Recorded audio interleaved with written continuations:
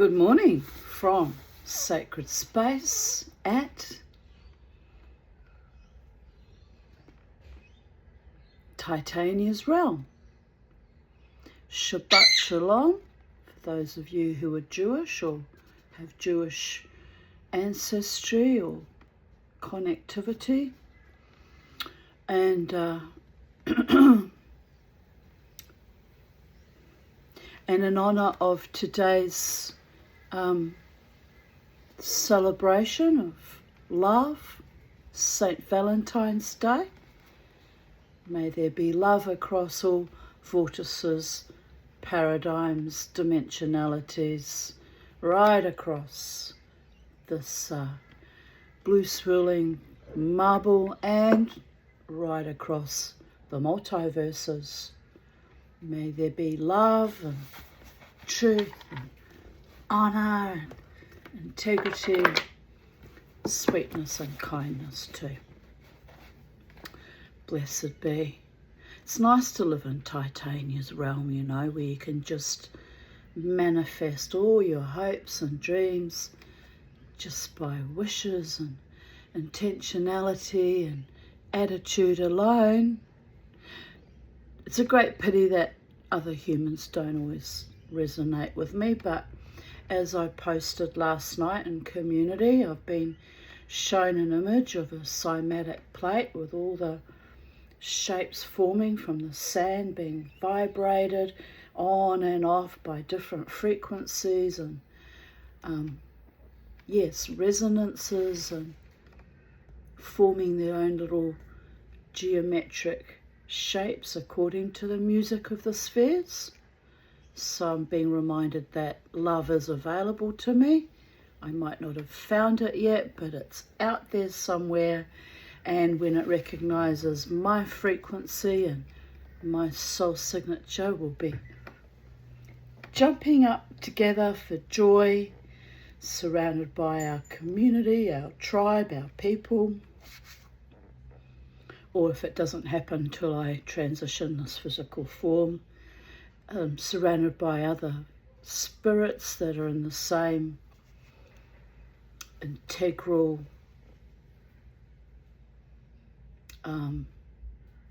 resonance and evolution and development, spiritual and otherwise. What am I talking about here? I'm fantasizing again. Psychedelic dreamer.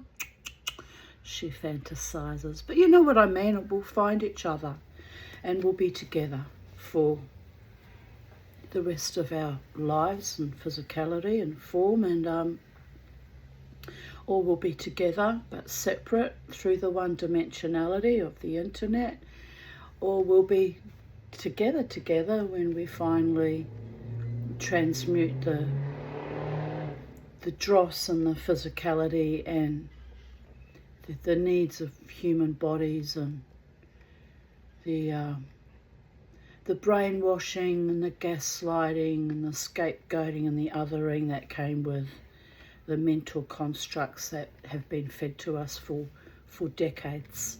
When we drop all that idea of what identity is and of what love even is, just let it all fall away, it creates space for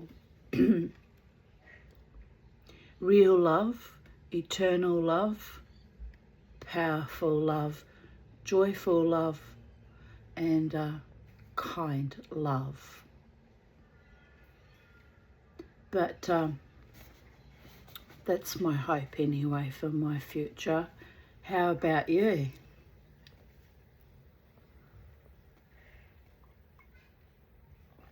Someone just muttered to me an answer to that question, and it's very true actually. They said it all starts from within, inside you.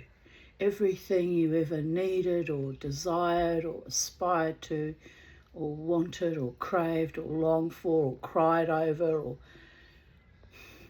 was brutalized for daring to even have hope for is inside you. But the key is to not let it get tainted by other people's evil and selfishness, greed and corruption, envy and ignominies. Hold true to your own self. 9:13 a.m. Sorry, I'm wearing my Apple Watch that I don't normally wear. I wore it yesterday and I didn't know it's going to give me a time update. It didn't ask for a time update. Well, anyway, now you know what the time is. 9:13 a.m. by the goddess. Anyway, we'll put aside those St. Valentine's Day romantic musings because they lead the mama tea nowhere but to bitter disappointment most of the time. So, sad but true, sad but true. But let us continue with finishing off chapter, I think it was chapter 5. Let me just check. It's indeed a very long chapter, so I was right to cut it off. Yes, chapter 5. We'll finish off chapter 5 of Cuttlefish and Crabs, and we broke off last evening at the point where some thin, whining little man arrived, belligerent with wine, arguing about Roger killing his turkeys.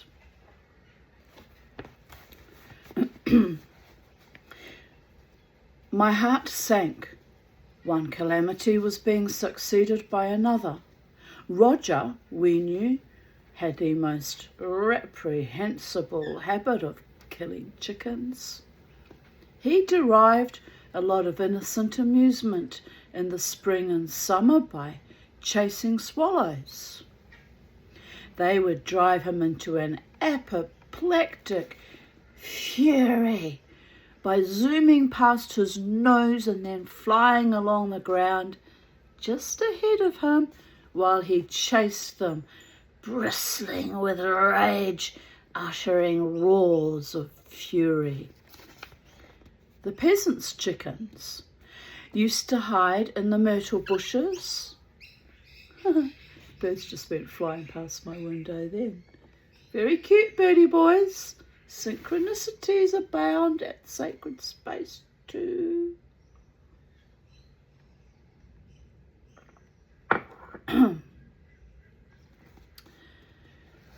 The peasants' chickens used to hide in the myrtle bushes, and then just as Roger was passing, they would leap out with a great flutter of wings and insane hysterical cackling right into his path.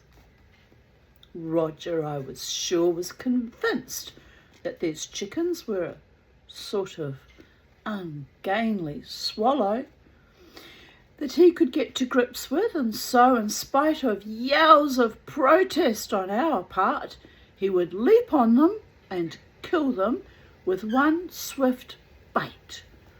All his hatred of the teasing summer swallows showing in his action. Poor chickens. It's not their fault being a chicken. It's not very easy being a chicken. Everyone wants to eat you, including the mama too, who loves birds and animals. If I had to kill them myself though, would I do it? Probably not. Don't like killing my pets or creatures that I love. Don't like killing at all. It's an awful thing to have to kill something to survive. Anyway, we'll try not to think about that, people of Earth.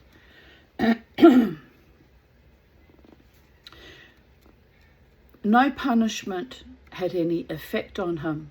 He was normally an extremely obedient dog, except about this one thing, and so, in desperation, all we could do was to recompense the owners, but only on condition that the corpse of the chicken was produced as evidence, which is a bit ridiculous because surely the dog would have eaten most of it.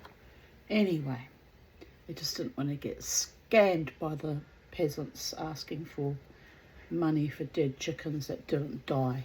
I kind of get it. But if you see a dog killing a chicken, you know it's your dog that did it. Wouldn't you just not make people jump through hoops for the love of all the gods? Anyway, reluctantly, I went in to tell the family that Roger had been at it again.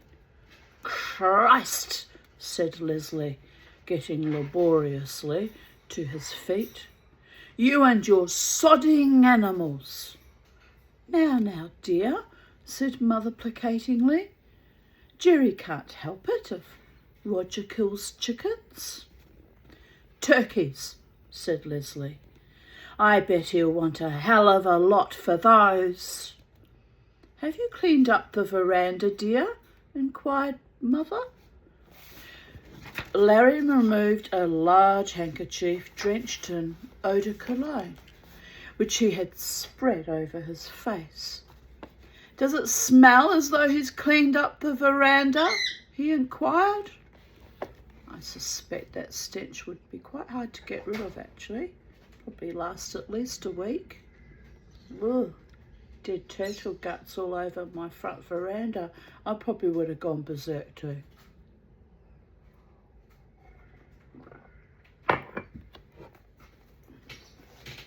Are you playing, little boy? Are you playing with your toys? Oh, you're a good boy, aren't you? That's what the toys are for playing with. He's a very good birdie boy. He's standing right in the box, picking at everything. That's good, Bo. I'm happy to see you being playful. Doesn't happen very often. Guess he's got to be in the mood. Do you have to be in the mood to play with your toys, Bo? I know why you're happy and playful. It's only 23 degrees today. It was 22 degrees when I woke up. Yes, we were tortured by the climate for 3 feckin' days. Or was it 4? Anyway, it was like frogs in a boiling pot. It was awful. Awful, people of Earth. My eyes are still sore from it all. Too much heat makes my eyes sore. Still got bloody mascara under my eyeballs. I use a special makeup remover. It doesn't do a very bloody good job, does it? Yeah. Well, who cares? I looked beautiful yesterday with makeup and attitude. The spirits demanded that I go to the art gallery. I honestly didn't think my daughter would be there, so that was upsetting and awkward, but the spirits wanted me to be there and off I went. I obey my spirits when they insist. They'd been insisting for a few days, but I wasn't going to go in the dreadful bloody heat. So there you go. Everything happens for a reason, people of Earth. Everything, everything, everything. Even the things that you might think are quite ordinary, like running into a couple and guessing that the man's a geologist. Everything happens for a reason. How does it improve my lifestyle in any meaningful way? At least I know my intuition's on point, though. That's pretty fascinating. Getting very good. But I can't earn money from it because it comes and goes and can't be relied on. What am I going to do with myself, people of Earth? What am I going to do with myself? Keep reading the story.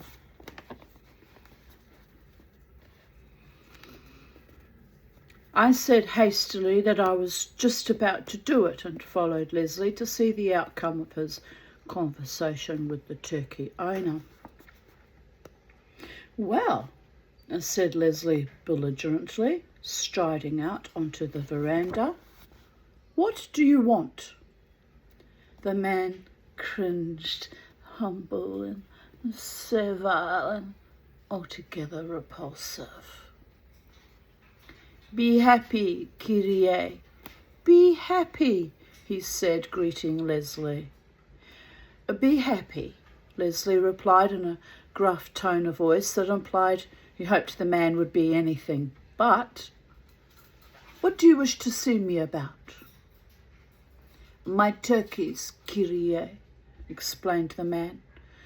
I apologize for troubling you, but your dog, you see, he's been killing my turkeys. Well, said Leslie, how many has he killed? 5, Kyrie, said the man, shaking his head sorrowfully. 5 of my best turkeys. I am a poor man, Kyrie, otherwise I wouldn't have dreamed. 5? said Leslie, startled, and turning an inquiring eye on me. I said I thought it was quite possible. If 5 hysterical turkeys had leapt out of a myrtle bush, I could well believe that Roger would kill them all. For such a benign and friendly dog, he was a very ruthless killer when he got started. Roger is a good dog, said Lucrezia belligerently. Lucrezia, advocating for the dog. She had joined us on the veranda, and she obviously viewed the turkey owner with the same dislike as I did. Apart from this, in her eyes, Roger could do no wrong. Bless. But we all know when our dog is a hunter, even the Beauregard, cute and adorable and scruffy and muscular and gorgeous that he was, would keep trying to kill my chickens. Once a chicken killer, always a chicken killer, I'm afraid. He was a very good dog too, but not when chickens were around. He never attacked Charlie. He was terrified of Charlie. Charlie was known to hang on his ear and bite his face and screech at him like some miniature demon harpy unleashed from the bowels of hell. Even on the day he was dying, Charlie attacked him. I said, really, Charlie? Is this really necessary? He's dying. Leave him the fuck alone. And I had to separate her from him. I think partly she attacked him because she knew he was dying and she was upset. I like to think that. But she really could be a bitch, our little Charlie. Or she could be vicious. It's why the lorikeets are all held in deep respect. Even my little birdie boys, when the lorikeets come, they get all excited because the lorikeets were the first birds here at Titania's realm, sacred space, to make them welcome, because they were surprised that Charlie was not here. And 4 months there was nothing, and suddenly there were these new birds. They flew down and they, who are you? You're not Charlie. We can't mate with you or fantasize about mating with you. And these two just sat and looked in awe. And ever since, they've kind of been friends. I mean, they don't socialise together because they're inside their cages, unlike Charlie, who free-ranged. But whenever the lorikeets come, these two get very excited and twitterpated, and it's really lovely, actually, isn't it, boys? Yes, when the lorikeets are here. And when I walk around the neighbourhood, even though Charlie's been dead just over a year, on the 26th of January, the wild birds all kind of look at me. They don't, even the magpies don't swoop me. They might start swooping in a few generations, though, when they forget who I am and that I was the lady in the neighbourhood that walked around with a pet rainbow lorikeet. Word might stop getting around. But honestly, even yesterday at that little bistro, the pigeons got up on the table. I went, no, not you either. And they just looked at me and backed right off.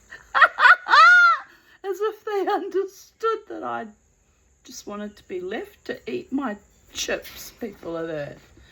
When I want to eat and not be disturbed by anybody, nobody but God and the spirits dare disturb me.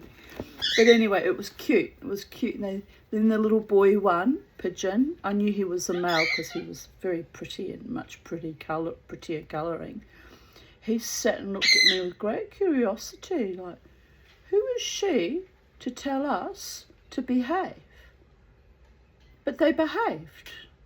And I thought to myself, this is the energy signature left from Charlie, who was very protective of her mama T.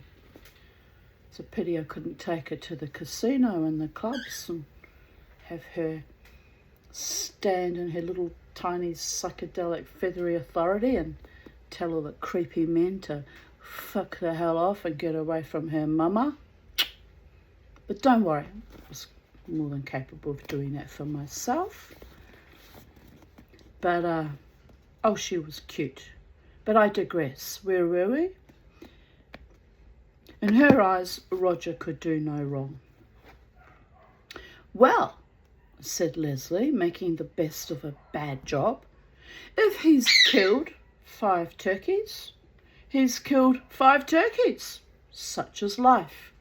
Where are the bodies? There was a moment of silence. The bodies, Kyrie? Queried the turkey owner tentatively. The bodies, said Leslie impatiently.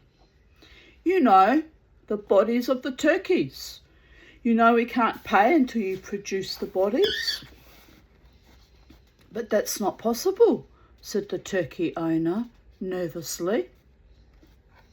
What do you mean, not possible? Inquired Leslie. Well, it's not possible to bring the bodies, Kyrie, said the turkey owner with a flash of inspiration. Because your dog has eaten them. The explosion that the statement provoked was considerable. We all knew that Roger was, if anything, slightly overfed, and that he was of a most fastidious nature. Though he would kill a chicken, nothing would induce him to feed upon the carcass, which is a dreadful waste of a life, quite frankly, but, you know, he's well fed, so I get it. Lies!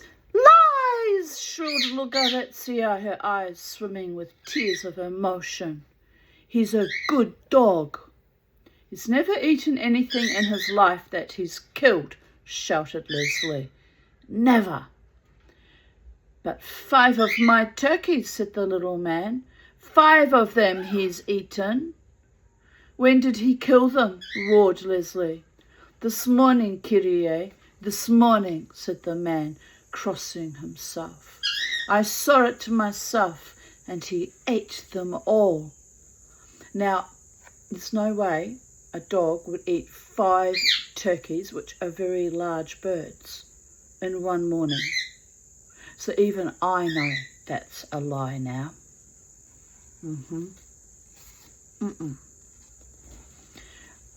I interrupted to say that Roger had been out that morning in the bootle bum trinket with me, and intelligent dog though he was, I did not see how he could be consuming the prodigious quantity of 5 turkeys on this man's farm and be out in the boat with me at the same time. Leslie had had a trying morning. All he wanted was to lie peacefully on the sofa with his manual of ballistics. Peaceful is as peaceful does, I guess. But first he had been almost asphyxiated by my investigations into the internal anatomy of the turtle. And now he was being faced by a drunken little man trying to swindle us for the price of 5 turkeys. His temper, never under the best of control, bubbled over. "You're a two-faced liar and a cheat," he snarled. The little man backed away and his face went white. "You are the liar and the cheat," he said with drunken belligerence. "You are the liar and the cheat. You let your dog kill everybody's chickens and turkeys, and then when they come to you for payment, you refuse. You are the liar and the cheat." Even at that stage, I think that sanity could have prevailed, but the little man made a fatal mistake. He spat copiously and wetly at Leslie's feet. Lucrezia uttered a shrill wail of horror and grabbed hold of Leslie's arm. Knowing his temper, I grabbed hold of the other one too. The little man, appalled into a moment of sobriety, backed away, spitting like some animal. That sends me into homicidal ideation too. Leslie quivered like a volcano, and Lucrezia and I hung on like grim death. "Excreta of a pig," roared Leslie. "Illegitimate son of a diseased whore." The fine Greek oaths rolled out, rich, vulgar, and biological. And the little man turned from white to pink, and from pink to red.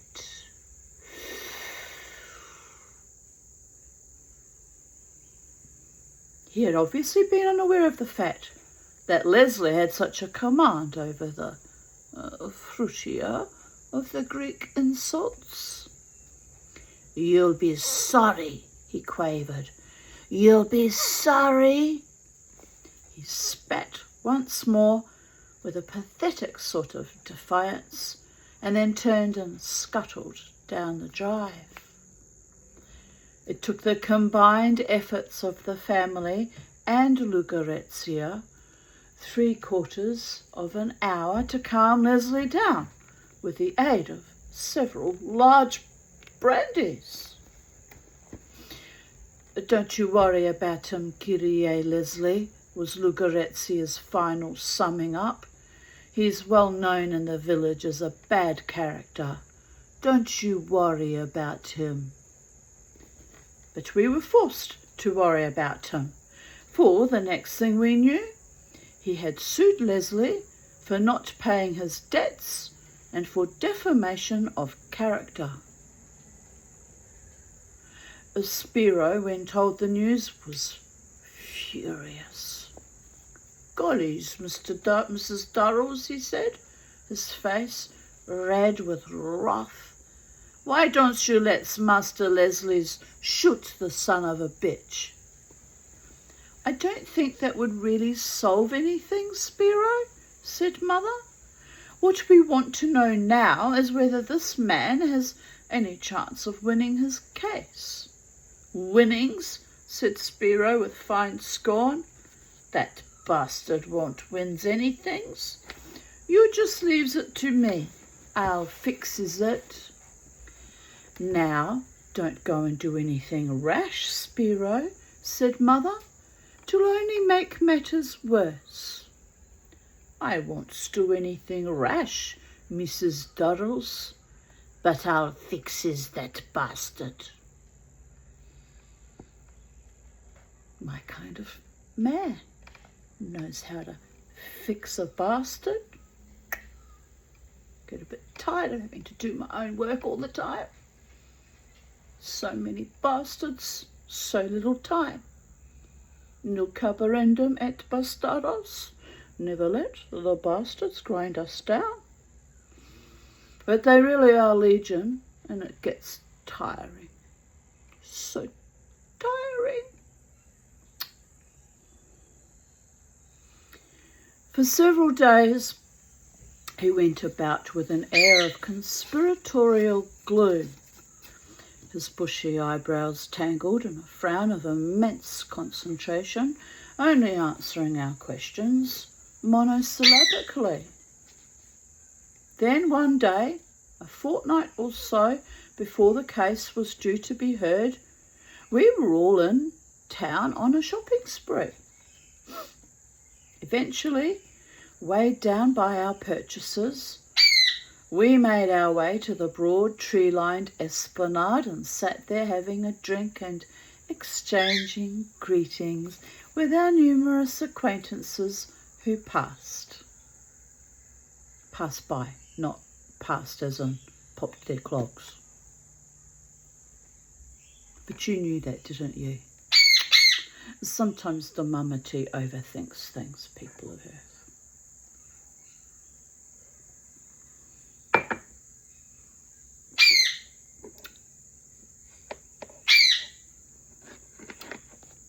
Presently Spiro, who had been glaring furtively about him with the air of a man who had many enemies, suddenly stiffened.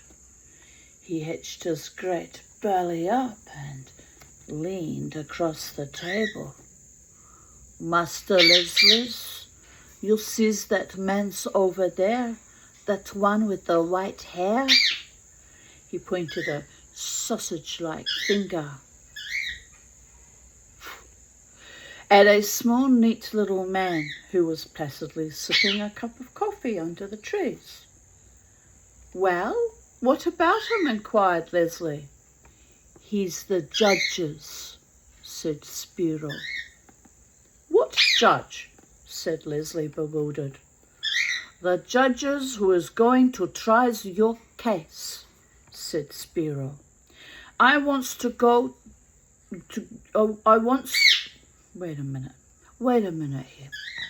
I wants you to go over there and talks to him.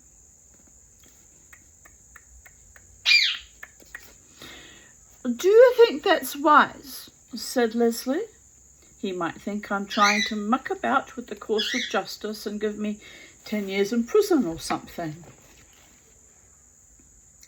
Golly's nos, said Spiro, aghast at such a thought.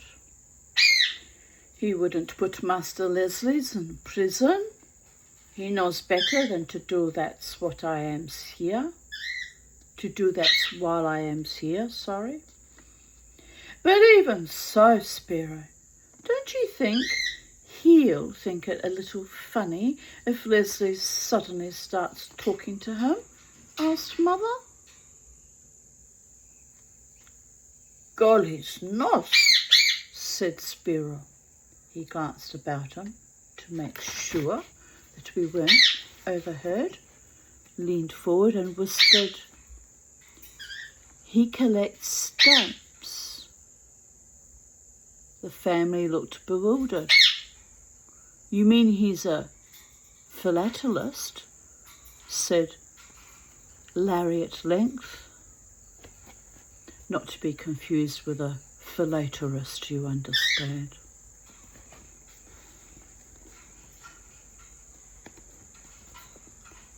I know. Sometimes I can't help myself.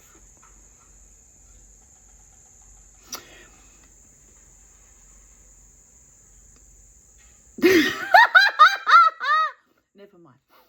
No, Master Larry, said Spiro. He's not one of them. He's a married man and he got two children's. The whole conversation seemed to be getting even more involved than the normal ones that we had with Spiro.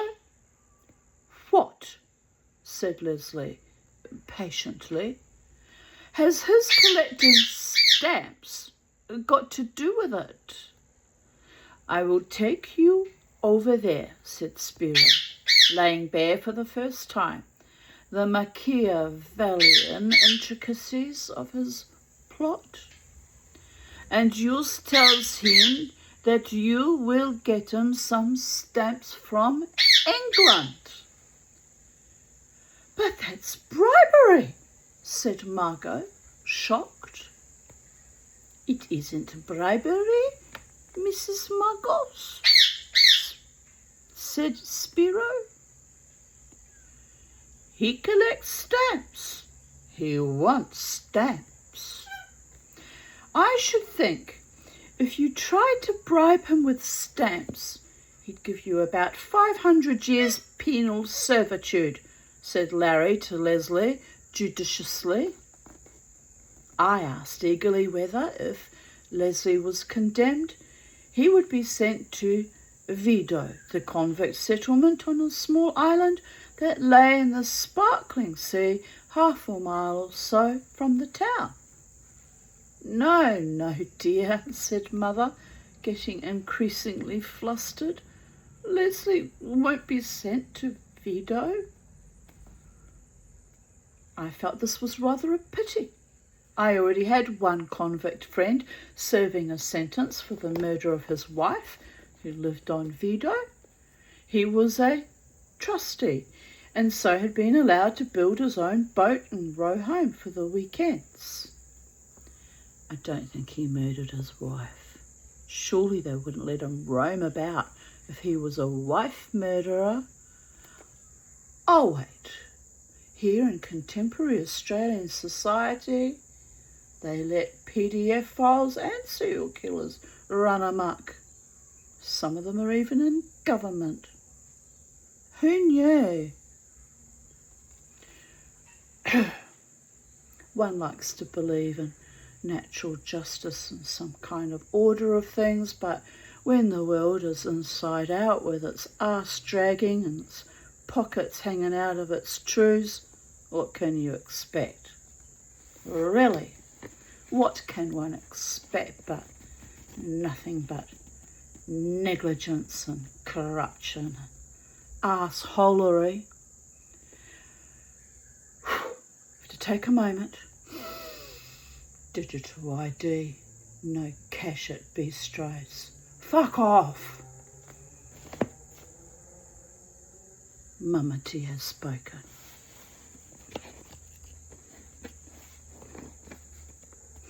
He was a trustee and so had been allowed to build his own boat and row home for the weekends. He had given me a monstrous black-backed gull which tyrannised all my pets and the family. I felt that, exciting though it was to have a real murderer as a friend, would have been better to have Leslie incarcerated on Vido so that he too could come home for the weekends.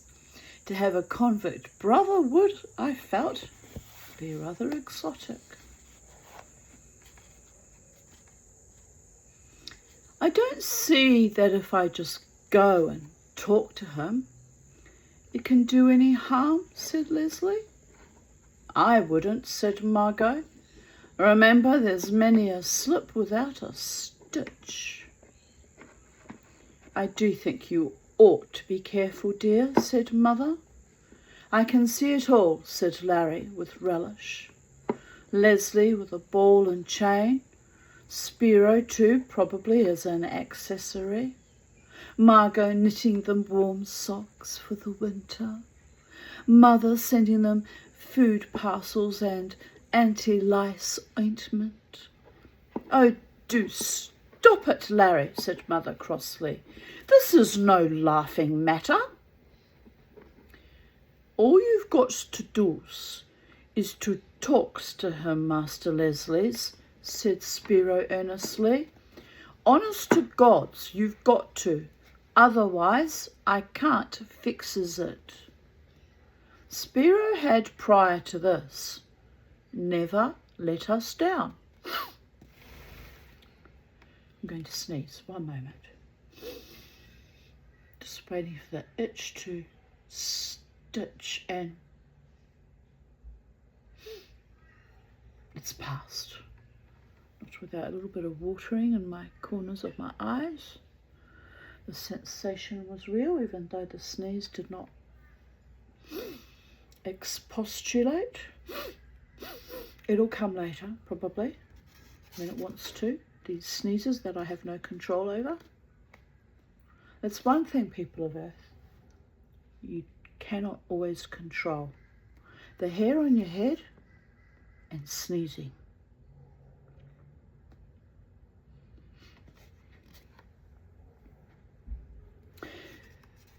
His advice had always been sound, and even if it hadn't been legal, we had never so far come to grief. "All right," said Leslie, "let's give it a bash." "Do be careful, dear," said Mother, as Leslie and Spiro rose and walked over to where the judge was sitting.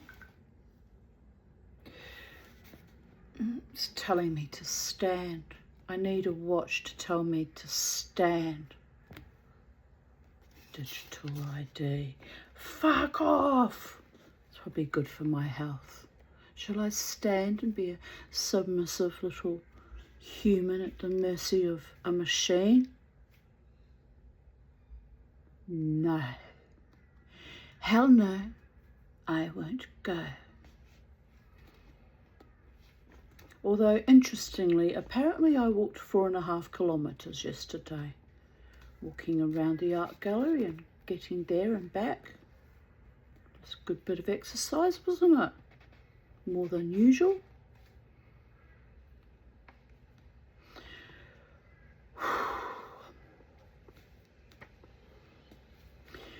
The judge greeted them charmingly, and for half an hour Leslie and Spiro sat at his table, sipping coffee, while Leslie talked to him in voluble but inaccurate Greek.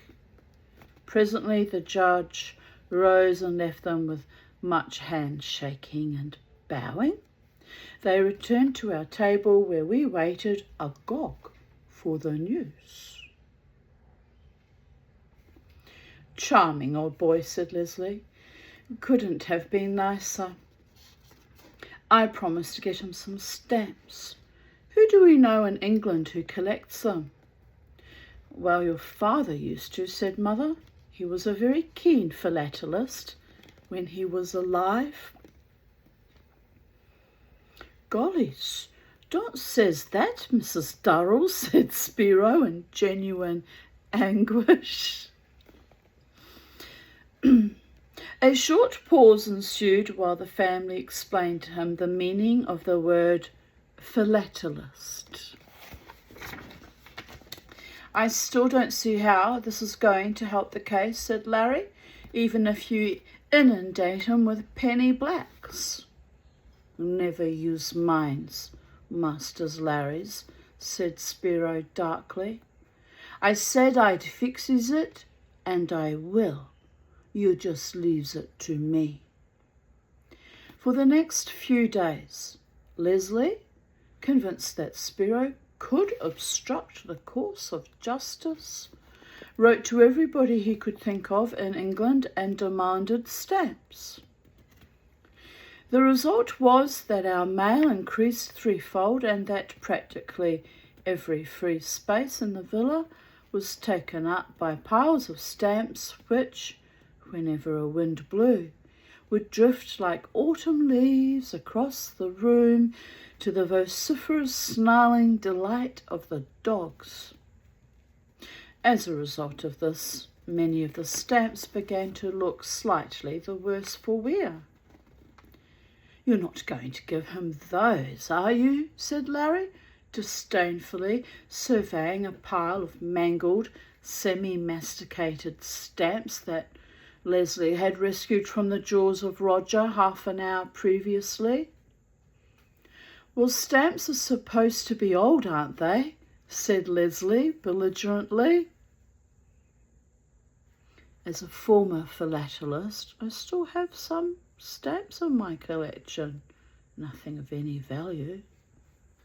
They need to be pristine, you know, perfectly formed, sometimes imperfectly created when they were manufactured, which makes them very valuable indeed. But not masticated with dog slobber, or dirty, or crumpled. They must be pristine.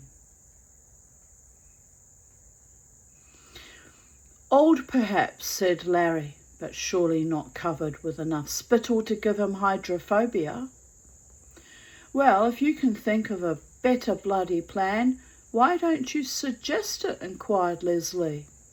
Like he could have put the stamps away in a box and kept them clean and tidy. Oh, what is wrong with this man anyway? Any philatelist worth his salt knows you've got to carefully preserve your stamps. Have I still got my stamp collection? I think I gave it away. I think I did. Let's have a look.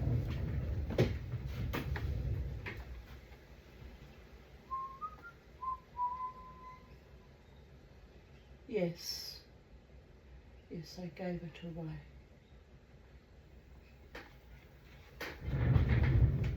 It's a very nice hobby though. I could start it up again. I had really beautiful stamps. They said Magyar, they were from Hungary.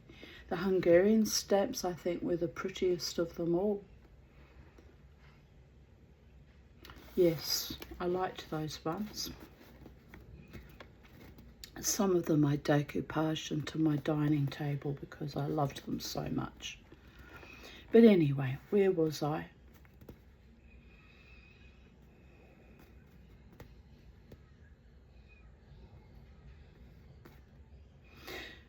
Well, if you can think of a better bloody plan, why don't you suggest it? Inquired Leslie. My dear fellow, I don't mind, said Larry, when the judge is running around biting all his colleagues and you are languishing in a Greek prison. Don't blame me. All I ask is that you mind your own bloody business, cried Leslie. Now, dear, Larry's only trying to be helpful, said Mother. Helpful? Snarled Leslie, making a grab at a group of stamps that were being blown off the table. He's just interfering as usual. Oh, well, dear, said Mother, adjusting her spectacles. I do think he may be right, you know. After all, some of those stamps do look a little, well, you know, second hand. He wants stamps and he's bloody well going to get stamps, said Leslie. And stamps the poor judge got in a bewildering variety of shapes, sizes, colours and stages of disintegration, which would have annoyed me threefold, being bribed with shitty, disintegrated stamps. I would have fined him double just for that alone. The disrespect and the stupidity. Just as well I'm not a judge.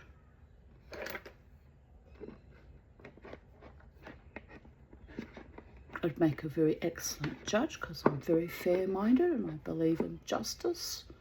But as my barrister during the will dispute said, there is no justice in Queensland, only just ice, as he milked even more of the money. Money, money, money. Life is funny in a topsy-turvy world.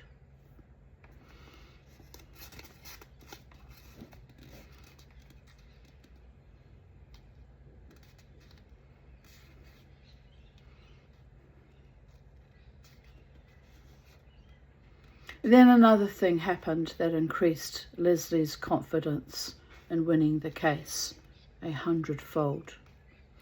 We discovered that the turkey man, whom Larry constantly referred to as Crippinopolis,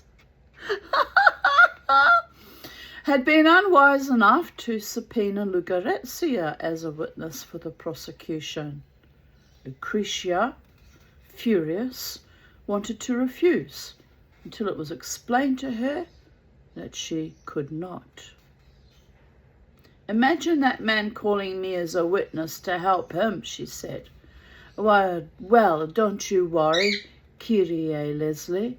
I'll tell the court how he forced you to swear at him and call him." The family rose in a body and vociferously informed Lucrezia that she was not to do anything of the sort. It took us half an hour to impress upon her what she should and should not say. At the end of it, since Lucrezia, like most Corfiotes, was not very strong on logic, we felt somewhat jaded. "Well, with her as witness for the prosecution," said Larry, "I should think you'll probably get the death sentence." "Larry, dear, don't say things like that," said Mother. "It's not funny, even in a joke." "I'm not joking," said Larry. "Rubbish," said Leslie uneasily. "I'm sure she'll be all right." "I think it would be much safer to disguise Margot as Lucrezia," said Larry judicially. "With her sweeping command over the Greek language, she would probably do you considerably less harm." "Yes," said Margot excitedly, struck for the first time by Larry's perspicacity. "Why can't I be a witness?" "Don't be damned silly," said Leslie. "You weren't there. How can you be a witness?" "I was almost there," said Margot. "I was in the kitchen." "That's all you need," said Larry to Leslie. "Margot and Lucrezia in the witness box, and you won't even need a judge. You'll probably be lynched by the mob."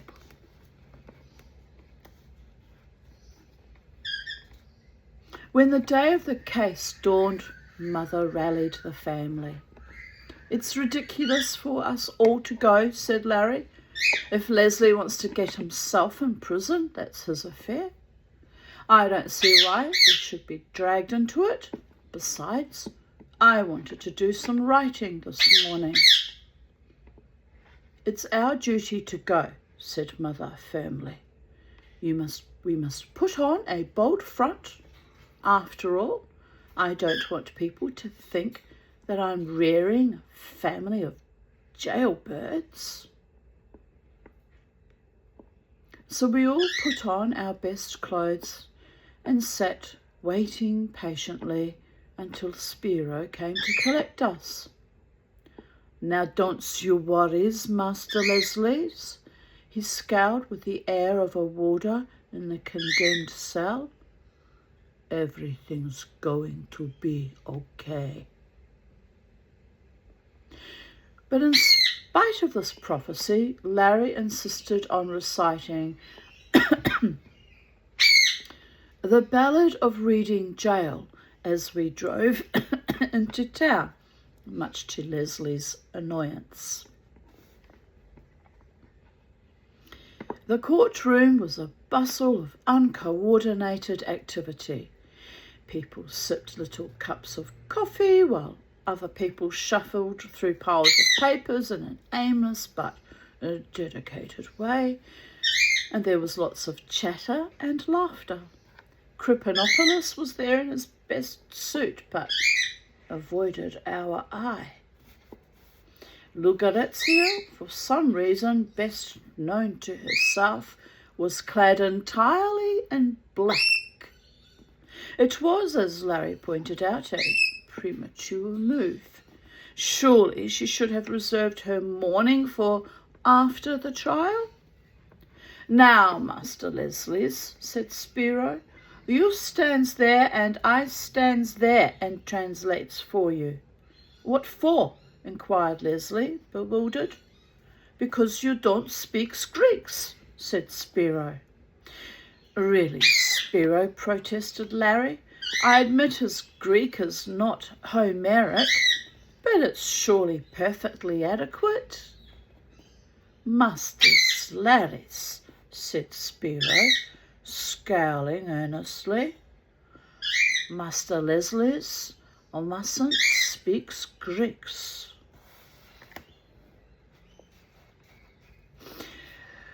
Before we could inquire more deeply into this, there was a general scuffling and the judge came in.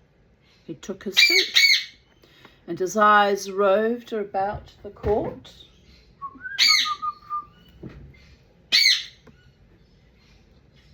See, they can hear the lorikeets, and he calls out to them. "You talking to the lorikeets, little Cammy? Good boy."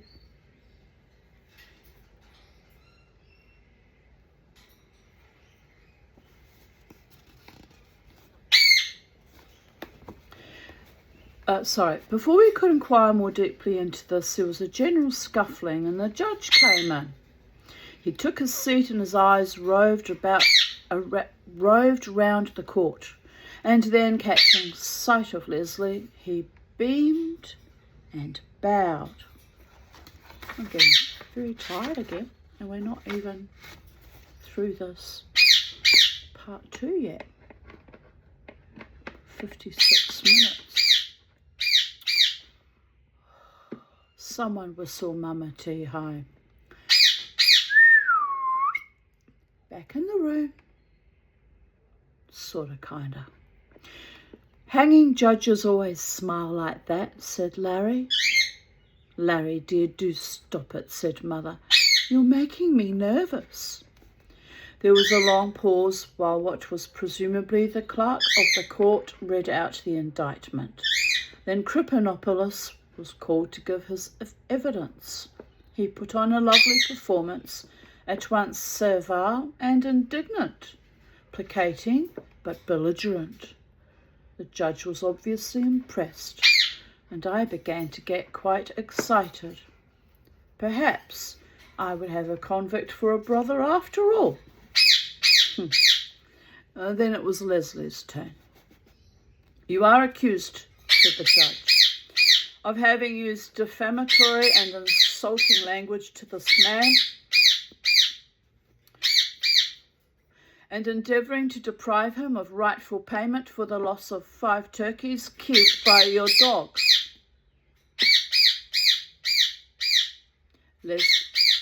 Excuse me? Leslie stared blank-faced at the judge.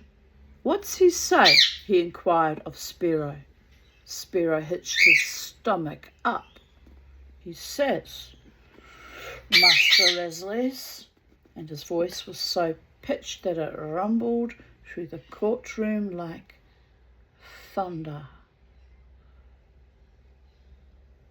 "He says that you insults this man's and that you tries to swindle him out of monies for his turkeys."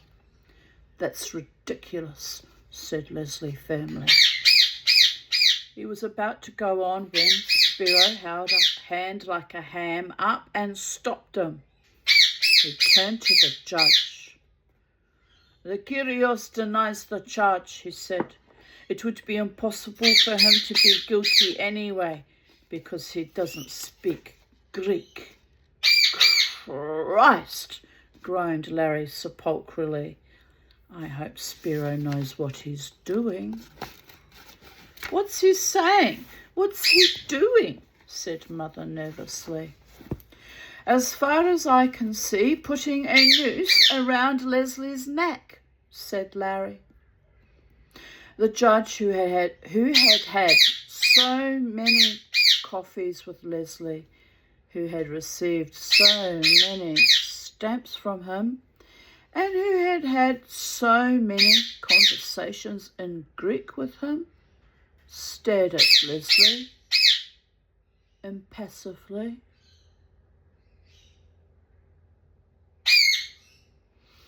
Even if the judge had not known Leslie personally, it would have been impossible for him not to know that Leslie had some command over the Greek language. Nothing anyone did in Corfu was sacrosanct. And if you were a foreigner, of course, the interest in and the knowledge of your private affairs was that much greater.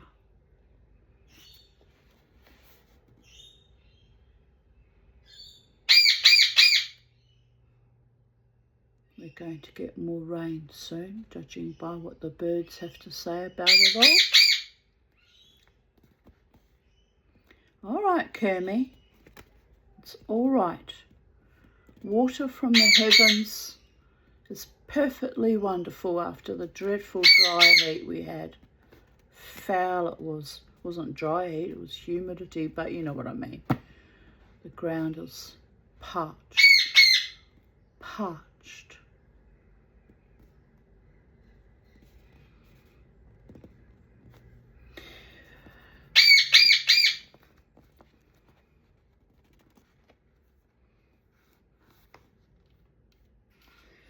Nothing anyone did in Corfu was sacrosanct.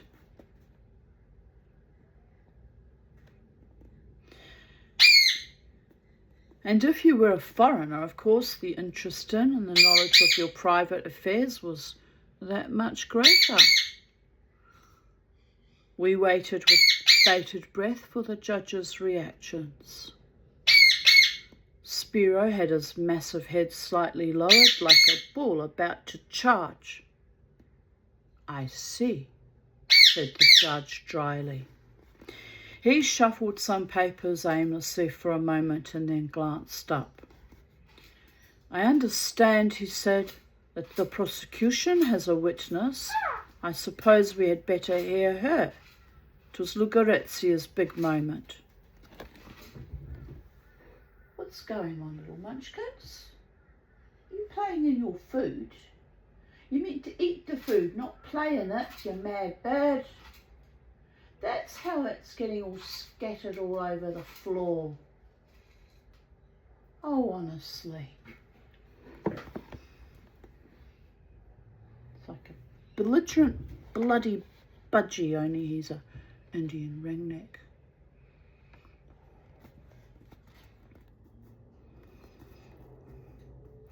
It was Lugarezia's big moment.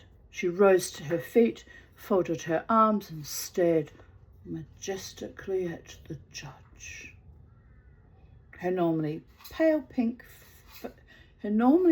face, pink with excitement, her soulful eyes glowing.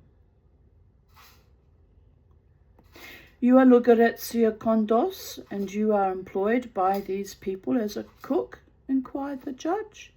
Yes, said Lugarezia, and a kinder, more generous family you could not wish to meet. Why, only the other day they gave me a frock for myself and for my daughter, and it was only a month or two ago that I asked the Kyrios. Yes, interrupted the judge. I see. Well, this has not got much relevance to the case. I understand that you were there when this man called to see about his turkeys.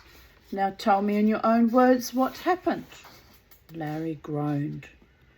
If she tells him in her own words, they'll get Leslie for sure, he said. Well, said Lugarezia, glancing round the court to make sure she had everybody's attention. The Kyrios had been very ill indeed. At times we despaired for his life. I kept suggesting cupping to his mother, but you wouldn't hear of it. Would you mind getting to the point? Said the judge. Well, said Lugarezia, reluctantly abandoning the subject of illness, which was always a favourite topic with her. It was the Kyrios' first day up, and he was very weak.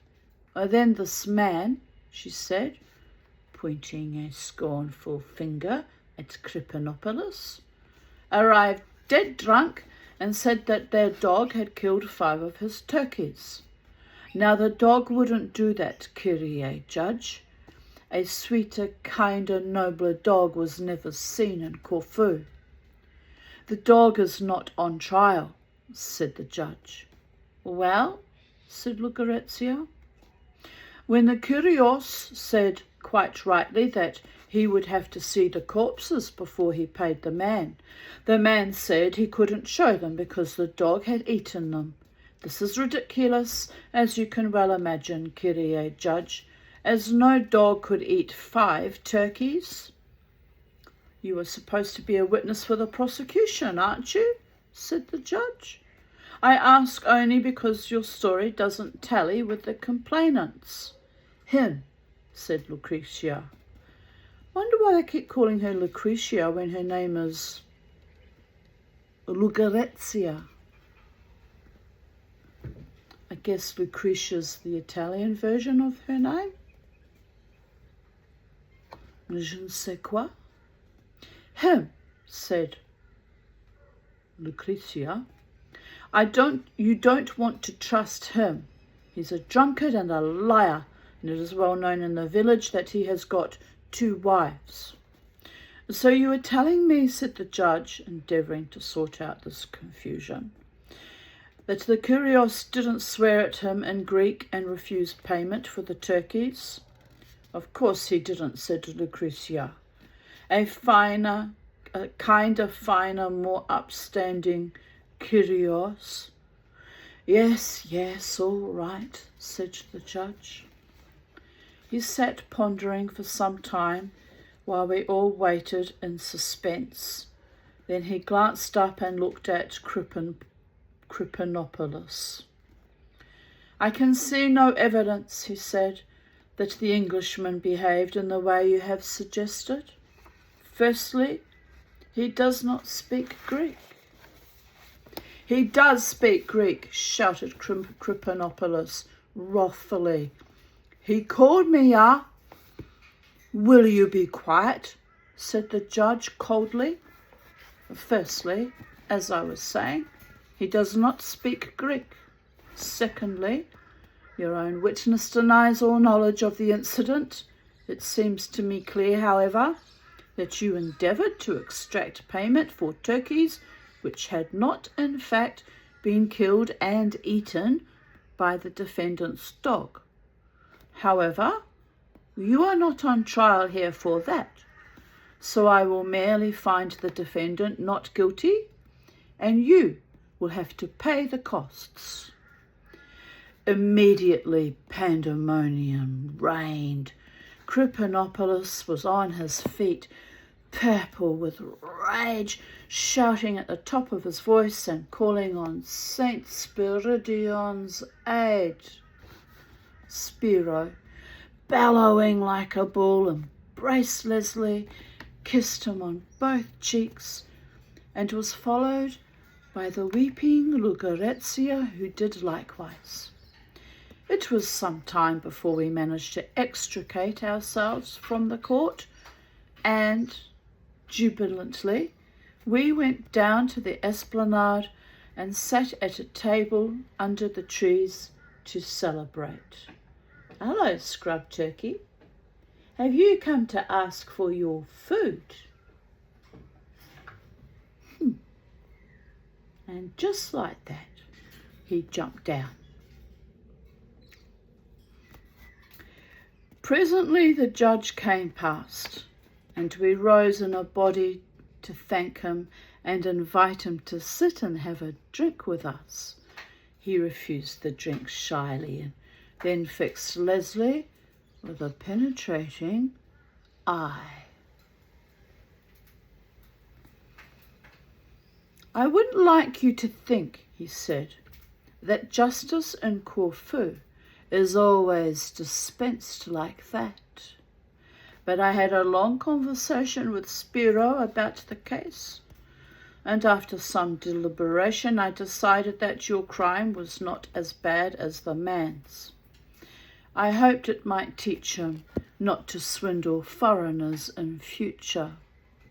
Well, I really am most grateful to you, said Leslie. The judge gave a little bow. He glanced at his watch. Well, I must be going, he said. By the way, thank you so much for those stamps you sent me yesterday. Among them were 2 quite rare ones, which were new to my collection. Raising his hat, he trotted off across the esplanade. Thus concludes chapter 5. Cuttlefish and crabs. And tomorrow, the Mamati, the Tanya, the psychedelic dreamer, the reader of stories on YouTube, will be back with a chapter that is still attached to chapter 5, actually, hasn't got its own chapter designation. But I'll be back with Interlude for Spirits. What seest thou else in the dark backward and abysm of time? Shakespeare, The Tempest. Dear Goddess.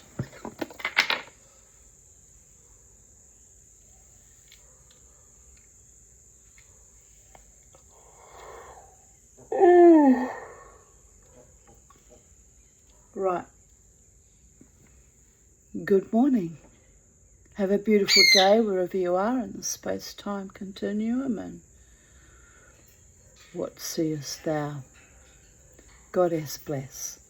Bye for now.